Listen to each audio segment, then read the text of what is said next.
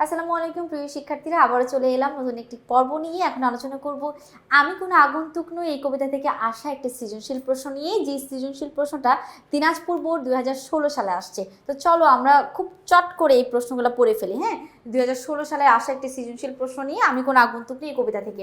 আচ্ছা, প্রথম প্রশ্ন হচ্ছে কদমালী কিসে নত? কদমালী হচ্ছে বার্ধক্যে নত হয়েছে। বার্ধক্য শব্দের অর্থ হচ্ছে বৃদ্ধ, অকাল মানে হচ্ছে অসময়। কদমালী অসময় বার্ধক্য হয়েছে, অর্থাৎ বৃদ্ধ হয়ে গেছে। এবার আসি আমরা খ নাম্বার প্রশ্ন কি করেছে, খোদার কসম আমি ভিনদেশী প্রতীক নই। দেখো, কবি আহসান হাবীব তিনি এত বেশি তার জন্মভূমি এবং বাংলাকে ভালোবাসেন, যার কারণে তিনি খোদার কসম টেনে বলেছেন তিনি অচেনা কোনো মানুষ নাই, তিনি এখানকারই চিরচেনা মানুষ। এই জন্য নিজেকে পরিপূর্ণভাবে বোঝানোর জন্য, হ্যাঁ, আত্মবিশ্বাসীভাবে বোঝানোর জন্য সে খোদার কসম টেনে বলেছেন তিনি এখান থেকে অপরিচিত কোনো মানুষ নাই বা ভিনদেশী কোনো মানুষ নাই।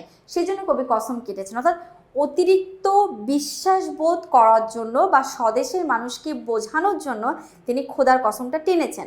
আচ্ছা, আমরা এক লাইন এইভাবে লিখবো। এখন খ নাম্বারের জন্য আমরা কিভাবে ব্যাখ্যা করি সেটা একটু দেখো। খ নাম্বারের জন্য আমরা ব্যাখ্যার উদাহরণটা বলে দিই। দেখো খতে কি আছে, খোদার কসম আমি ভিনদেশী প্রতীক নই। কবি এই কসম করেছেন এই জন্য যে তিনি প্রকৃতি জন্মসূত্রে এদেশের মানুষ, ভিনদেশী নয়। প্রকৃতিগতভাবে তিনি এই দেশের মানুষ, কোনো ভিনদেশী মানুষ নয়। সেই কথা এদেশের মানুষকে নিশ্চিতভাবে বোঝাতে চেয়েছেন। আহসান হাবীবের এই কবিতায় স্বদেশের সাথে কবির যে নারীর টান তা এক অকাট্য সত্য হিসেবে ধরা দিয়েছে। কবি নিজেকে এই মাটির কোনো অস্থায়ী মুসাফির বা হঠাৎ বা আকস্মিক অভ্যাগত হিসেবে ভাবতেই তিনি পারেন না, বরং তিনি বিশ্বাস করেন যে এই জনপদের আলো ছায়ার সাথেই তার অস্তিত্বের মূল প্রথিত। নিজের এই চিরকালীন অধিকার ও আত্মীয়তাকে গভীরভাবে উপস্থাপন করার জন্য কবি এটা আলোচনা করেছেন। এছাড়া তিনি সন্ধ্যাতীতভাবে প্রতিষ্ঠিত করার জন্য তিনি আসমানে উজ্জ্বল তারা থেকে শুরু করে বনের জোনাকি আর পুকুর পাড়ের যে মাছরাঙার সাক্ষী হিসেবে দাঁড় করিয়েছেন।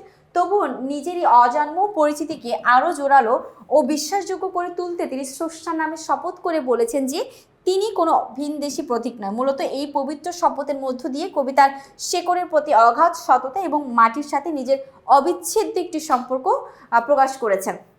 তো আমরা এটা বুঝলাম কেন তার পরিচিতিটা বা তার জন্মসূত্রে তার যে গাথা জীবনটা, এই পরিচিতিটা গভীরভাবে বোঝানোর জন্যই তিনি খোদার কসম কিনেছেন। আশা করি আমরা খ নাম্বারটা বুঝলাম। এবার আমরা গ আর ঘ আলোচনা করি।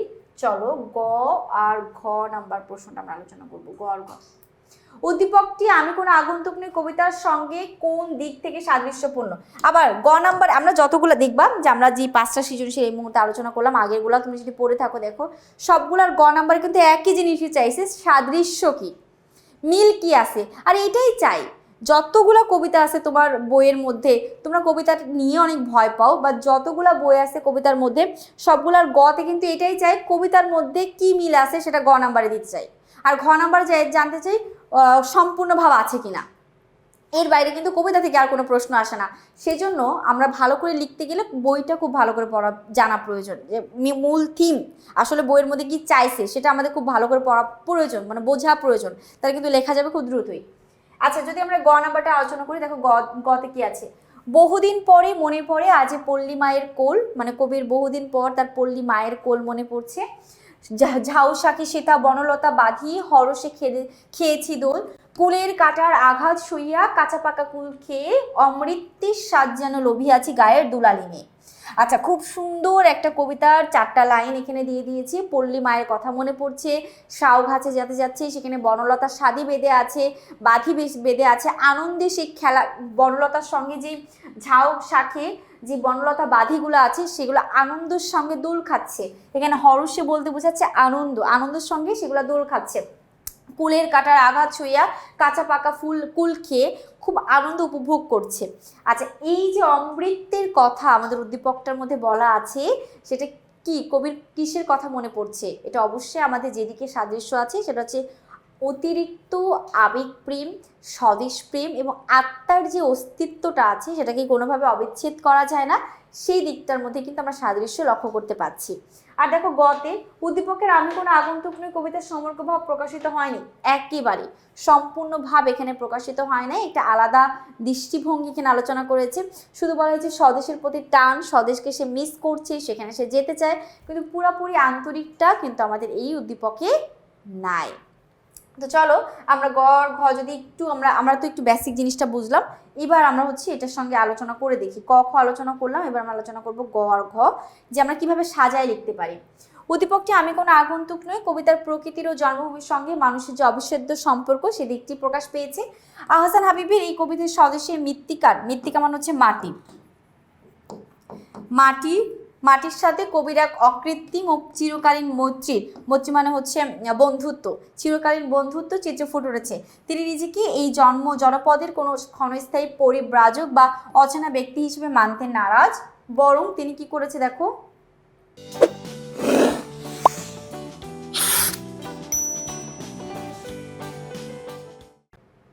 বরং তিনি মনে করেন এদেশের প্রতিটি ধূলিকণা আর বৃক্ষরাজির সাথেই তার অস্তিত্বের মূল প্রথিত। নিজের এই আজন্ম অধিকারকে চূড়ান্তভাবে প্রতিষ্ঠিত করতে কবি সৃষ্টিকর্তার দোহাই দিয়ে শপথ করেছেন যে তিনি কোনো ভিনদেশী প্রতীক নন, বরং নিঃসর্গের প্রতিটি অনুষঙ্গ, যেমন বাঁশবাগান, মাছরাঙা কিংবা কার্তিকের ধানের মঞ্জুরি কবির এই গভীর আত্মীয়তারই অকট্ট সাক্ষী। মূলত এই জনপদের প্রতিটি স্পন্দনের সাথে কবির জীবন ও সত্তা অতপ্রতভাবে জড়িয়ে আছে। অর্থাৎ প্রতিটি জনপদে যে স্পন্দন আছে সেই স্পন্দনের সঙ্গে কবির যে জীবন এবং কবির যে সত্তা সেটা পুরোপুরিভাবে বা অতপ্রতভাবে জড়িয়ে এবং ছড়িয়ে ছিটিয়ে আছে চারিদিকে। তারপর দেখো উদ্দীপকটিতে কবির গ্রামীণ জনপদ ও পল্লী জীবনের নানা অনুষঙ্গের মাধ্যমে নিজের আত্মিক অনুভূতি প্রকাশ করেছেন। গ্রাম থেকে বহু দূরে অবস্থান করলেও তিনি পল্লী মায়ের কোলের টান ভুলতে পারেন না, কারণ সেই পল্লীর সঙ্গে মানুষের সম্পর্কে একেবারে অবিচ্ছেদ্য, যেটা ছাড়া যায় না, ছিনিয়ে আনা যায় না একদম। কবি গায়ের দুলালি মেয়েটির কথা উল্লেখ করেছেন, যার জীবন অস্তিত্বের প্রতিটি স্তরে গ্রাম মিশে আছে। গায়ের দুলালি, আমরা এটাকে নায়িকাও বলতে পারি। পল্লীকে মা হিসেবে আখ্যায়িত করার মধ্য দিয়ে কবি জন্মভূমির প্রতি তার গভীর মমতা টানের প্রকাশ ঘটিয়েছেন।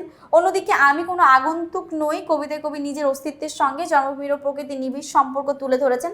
তার কাছে এই দেশের প্রকৃতি জনপদ তার সত্তারই একটি অংশ, তার সত্তারই একটি অংশ। এরপর দেখো, তাই নিজের পরিচয় দিতে গিয়ে তিনি আসমান, জমি, জোনাকি, গাছ, পুকুর, পাখি ও মাছির মতো চিরচেনা উপাদানের কথা তিনি বলেছেন। এইসব উপাদানের মধ্য দিয়ে কবি প্রমাণ করতে চেয়েছেন যে তিনি এদেশের সন্তান, কোনো আগন্তুক নন।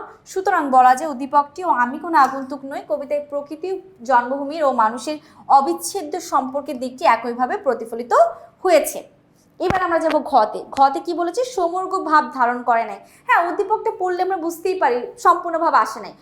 আমাদের কবিতার মধ্যে কবি সাক্ষী মেনেছেন আসমানের তারাকে, জমিনের ফুলকে, নিশি রায়দের বিস্তর জোনাকি পোকা, মাছরাং পাখি, পুবের পুকুর, ডুমুর গাছ, এছাড়া হচ্ছে রৌদ্র, জলজ বাতাস, ক্লান্ত বিকেলের পাখি, চিরল পাতা, নিশিন্দার ছায়া, এরকম আরও অনেক কিছু যেটা আমাদের উদ্দীপকে নাই।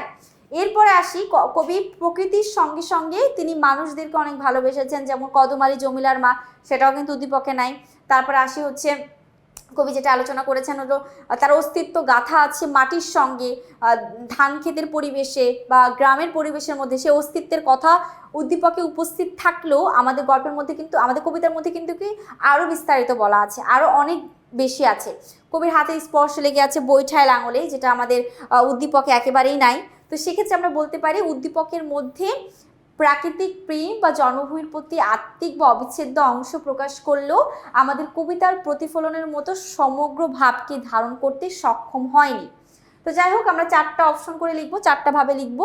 আমি বোঝাতে তোমাদেরকে পেরেছি। তো খুব সুন্দর করে আমরা এই মুহূর্তে আলোচনা করলাম দিনাজপুর বোর্ড 2016 সালে আসা একটি সৃজনশীল প্রশ্ন নিয়ে। আশা করছি তোমরা সকলে বুঝতে পেরেছ। এখন এখানেই শেষ করব, পরবর্তী ক্লাস নিয়ে খুব দ্রুতই আসবো। সে পর্যন্ত সকলে ভালো থেকো, সুস্থ থেকো। আল্লাহ হাফিজ, আসসালামু আলাইকুম।